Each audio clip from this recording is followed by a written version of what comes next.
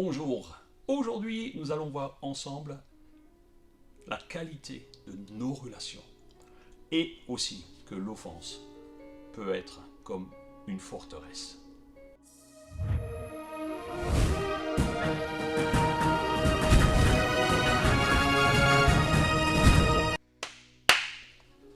Chers amis, ce matin encore, on se réjouit d'être avec vous.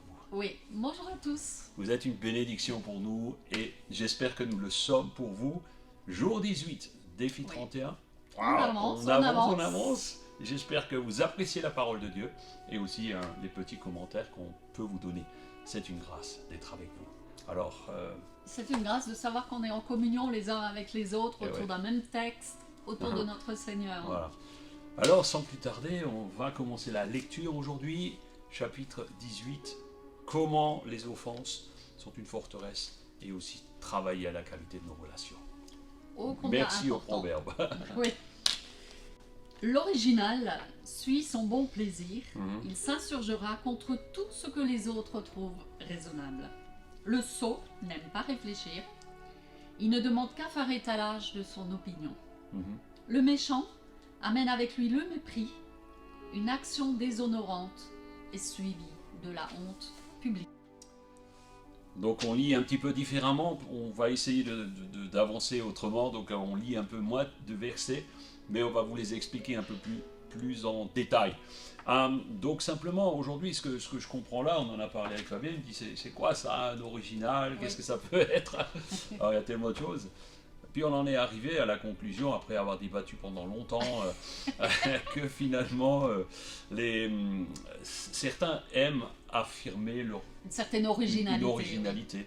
Alors cela se traduit par une manière de s'exprimer, cela se traduit par une manière aussi, parfois, Tenue vestimentaire, donc, couleur des cheveux. oui, il y en a qui se font des cheveux verts, jaunes, ou bon, peu importe. Et puis aussi, parfois, par rapport à son environnement, on aime à marquer sa différence. C'est ça. Et parfois, c'est pas toujours heureux, parce qu'en fait, pourquoi il est-il dit que la honte répond souvent à la provocation? Par exemple, si vous êtes responsable d'un service dans une entreprise où vous n'allez pas venir en short et en tongs pour être là, vous n'allez pas être respecté et quelque part ça peut se retourner.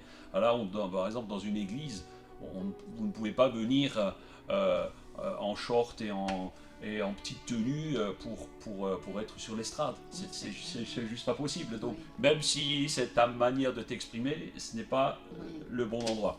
Allons, continuons au verset 4. Sont comme des eaux profondes. Ouais. La source de la sagesse est un torrent qui déborde. Il n'est pas bien de favoriser le méchant et de léser l'innocent dans le jugement. Quand l'insensé parle, il provoque des querelles et ses discours lui attirent les coups. La bouche de l'insensé cause sa ruine et ses lèvres sont un piège pour sa vie. Les médisances sont comme des friandises. Elles pénètrent jusqu'au tréfonds de l'être. Combien on aime manger des friandises, mais nous devons faire très attention à ce que la médisance ne devienne pas une friandise pour nous. C'est là que j'ai pensé à la médisance, comme il est dit, comme une friandise. J'ai pensé à une pâte de fruits, parce que quelque part, la médisance, c'est clair que c'est aussi le fruit. C'est doux. C'est de quelque chose. Et puis, au moment où la médisance est pratiquée, elle peut être douce, elle peut être douce. Mais ô combien le retour peut être amer, combien le retour peut être mauvais. Conséquences, oui. Et d'ailleurs, nous lisons au verset 4 que les paroles qui viennent des profondeurs, peuvent être une source de choses négatives et entraînent à la médisance, entraînent à toutes sortes de choses. Tandis que les torrents, les torrents sont comme une source jaillissante. Qui renouvellent, qui sont pétillantes, c'est frais, ça rafraîchit. Ça rafraîchit l'âme, ça rafraîchit celui qui les reçoit. Oui, parce qu'on pourrait dire que ce qui vient des fois du plus profond, c'est des fois des choses amères. Des choses qui ne sont pas toujours... Matthieu 15, verset 18 le dit, ceux dont le cœur est rempli, la bouche déborde. La bouche déborde. Ouais, donc prenons garde à toute forme de médisance parce que elles entraînent à ce que nous allons lire dans quelques instants. Verset 9. Qui se relâche dans son travail est frère de celui qui détruit. L'Éternel est comme un donjon bien fortifié. Le juste y accourt et il y est en sécurité. Pour le riche, ses biens sont sa ville forte. Ouais. Il s'imagine qu'ils sont un rempart inaccessible, ce qui est faux. Quand l'orgueil remplit le cœur d'un homme, sa ruine est proche. Et avant d'être honoré, il faut savoir être humble. Encore une fois, nous voyons que le travail est quelque chose toujours de bénéfique. La Bible met souvent l'accent sur le travail. Celui qui se relâche dans son travail est comme un frère ennemi, à quelque part. Et en fait, nous voyons que c'est celui qui se relâche. Alors moi, je ne voulais pas être dans le jugement de ceux qui se relâchent un peu dans le travail, parce que moi, ça m'est arrivé. Ça peut nous arriver. Ça nous est arrivé. Oui. Donc, posons-nous cette question. Quand il y a des périodes de découragement, des périodes de tristesse, Ouais. oui, on peut se relâcher. Posons-nous la question de pourquoi est-ce que nous nous relâchons. Peut-être une maladie, peut-être une bénédiction qui ne vient pas, toutes sortes de choses peuvent faire en sorte que nous nous relâchons.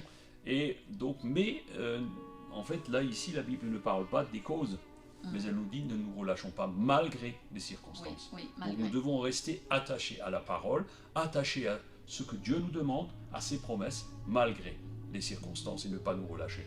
D'ailleurs, oui, je voudrais dire, d'ailleurs, cette fatigue, ce découragement peut nous amener de l'insécurité. Et le verset suivant parle de l'Éternel qui est comme un donjon fortifié. Le juste y accourt pour être en sécurité.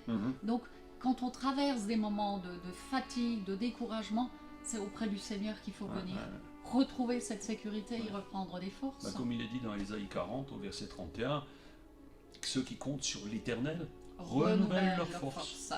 Ils ne se relâchent pas, ils courent, ils marchent. Et en fait, ils sont renouvelés dans leur force à chaque jour. Compte sur l'Éternel. Parce que c'est comme un donjon de protection. Ne vous mettez pas dans un donjon, une muraille qui vous protège. Peut-être parfois on se met une muraille pour se protéger de soi-même. Et ça, ce n'est pas une bonne chose. Mais mettons-nous à l'abri du Très-Haut, comme il est dit au psaume 91. Et c'est vrai que dans la suite, nous lisons aussi que le riche compte sur ses biens. Et là, vous avez le contraste. Que celui qui se confie dans ses biens, eh bien, donc déjà, j'aimerais dire que Dieu n'est pas contre les richesses, Dieu n'est pas contre le fait que nous ayons des possessions. Au contraire, c'est la possession, les richesses sont souvent et toujours dans la Bible considérées comme une bénédiction. C'est jamais une malédiction, c'est ce que nous en faisons. C'est ça, oui. Oui, c'est ça. Et d'ailleurs, c'est tellement facile de dire « Ah, j'ai ci, j'ai ça », mais la Bible nous montre clairement, on a plusieurs exemples, à un moment donné où il est dit que ton âme ne dise pas « Ah, mon âme, j'ai beaucoup de richesses parce que on trouve dans l'évangile de Luc, il est dit « Pauvre fou, aujourd'hui même, tu vas mourir. » Oui, c'est ça. « Oh, mon âme, tu as tellement de bien, réjouis-toi, c'est génial, tu vas... » Et là, Dieu lui dit « Pauvre fou, aujourd'hui même, tu vas mourir. Ton âme te sera redemandée. Que feras-tu ? Ah, rien du tout. Alors, avant d'être honorés, avant de vouloir nous mettre en avant, sachons rester aussi dans l'humilité de nos possessions comme de nos connaissances. Verset 13. Qui répond, avant d'avoir écouté, manifeste sa sottise et se couvre de confusion. Un bon moral permet de supporter la maladie, mais si le moral est abattu, qui le relèvera ? L'homme intelligent acquiert la connaissance et l'oreille des sages est tendue vers elle. Ça m'inspire cette réflexion. Une fois de plus, on a une bouche, on a deux oreilles, donc nous devrions écouter davantage. 2 fois plus que ce que nous disons. C'est vrai. Que et en fait, tendre l'oreille, puis moi j'aime bien parce qu'en fait l'oreille c'est un organe qui est un petit peu... On ne sait pas pourquoi il est fait comme ça, il est un peu bizarre, un machin qui sort là. Et Dieu nous a fait ça, en fait c'est comme un éventail, c'est comme des soupapes pour mieux entendre, donc apprendre à tendre nos oreilles. Et donc j'aimerais juste aussi dire, souvent vous avez des versets ici qui sont, c'est pas forcément un récit qui est toujours en corrélation un verset avant et après l'autre. Donc il y a beaucoup de maximes dans ces proverbes de Salomon que nous pourrons sortir isolément et nous pourrions faire 15 minutes avec chacun des versets, bien entendu, nous n'avons pas le temps. Mais donc simplement, on veut vous donner un maximum de choses et surtout, le défi, c'est de lire un proverbe chaque jour. Chaque jour, Donc oui. voilà, donc on ne veut pas non plus dépasser le temps et le temps passe vite. J'ai un chrono devant moi qui me dit dépêche-toi. Donc Et la Bible nous dit aussi qu'un bon moral permet de supporter la maladie, Yes. mais si le moral est abattu, ouais. qui le relèvera? Alors comment tu entends ça? Bah, le bon moral, c'est important de l'avoir, mais je crois que c'est le Seigneur qui peut nous le Oui. donner, parce qu'on a confiance en lui. Mm, mm, mm. Parce que si on n'a aucune espérance dans la maladie, bah, le moral, il faiblit. Mais c'est vraiment en venant au pied de Dieu. Si on se confie juste dans le protocole médical, Oui. à la première mauvaise nouvelle, nous allons être abattus. Oui. Et l'important, c'est de se tourner toujours vers Oui. l'Éternel, malgré que nous bénissons les médecins, nous bénissons Oui. la médecine et tout ce qui nous est donné. Confions-nous en Et il l'Éternel. y a toujours de l'espérance avec le Alléluia. Seigneur. Amen. On va lire la suite. Verset 16. Les cadeaux ouvrent les chemins et font arriver jusqu'en présence des gens importants. Donc là, c'est tout simplement un passe-droit, comme on a vu Tout précédemment. à fait. Celui qui plaide sa cause en premier paraît toujours avoir raison. Vient la partie adverse et l'on examine ce qu'il a dit. Le sort met fin aux contestations et tranche même entre des C'est puissants. exactement ça. Moi, j'ai le souvenir de lorsque nous étions enfants, nous étions 4. Moi, j'ai eu le privilège et le malheur d'être le plus grand. Donc, parfois, quand il y a eu des petits conflits, eh bien, c'est toujours le premier qui est allé, et je suppose que ça va faire sourire beaucoup d'entre vous, qui est allé pleurer chez maman, papa, que finalement cherchait le soutien, et souvent, il interprétait à sa manière pour avoir raison. C'est ça. Mais donc, en fait, à la fin, et c'est aussi vrai dans nos vies aujourd'hui, que ce soit sur votre lieu de travail, dans les relations de couple, aussi, dans la famille. Eh bien, ne cherchez pas le soutien si vous savez que vous avez tort, parce que il y a toujours quelqu'un qui doit trancher. Et or, Dieu est toujours celui qui tranche parce qu'il connaît les tréfonds de nos tripes, nos cœurs. À la suite, verset 19. Alors un frère que l'on a offensé est plus inaccessible qu'une ville fortifiée. C'est ce qu'on disait. Et des dissensions sont plus tenaces que les verrous d'un château. C'est fort. Chacun goûtera à sa satiété les fruits de ses paroles et se rassasiera de ce que ses lèvres ont produit. La mort et la vie sont au pouvoir de la langue. Vous aurez à vous rassasier des fruits que votre langue aura produits. Ici, nous voyons que l'offense est pire qu'une ville fortifiée. Oui. Donc celui qui est offensé va... Souvent, il s'érige une muraille autour de soi. Voilà, ou alors il peut aussi être agressif et devenir méchant vers l'autre. Et en fait, l'offense érige ou ferme le cœur, et c'est comme on disait, une muraille. Mais on voit aussi que l'offenseur ou l'offensé sont soumis au même régime. Et en fait, c'est complémentaire. Un jour tu es offensé et un jour tu es l'offenseur. Alors posons-nous toujours cette question. Alors quand tu disais ils sont soumis au même régime, oui, puisque le verset 20 dit chacun goûtera à satiété le fruit de ses paroles. Voilà, c'est ça. C'est vrai que même l'offensé peut avoir des paroles mauvaises.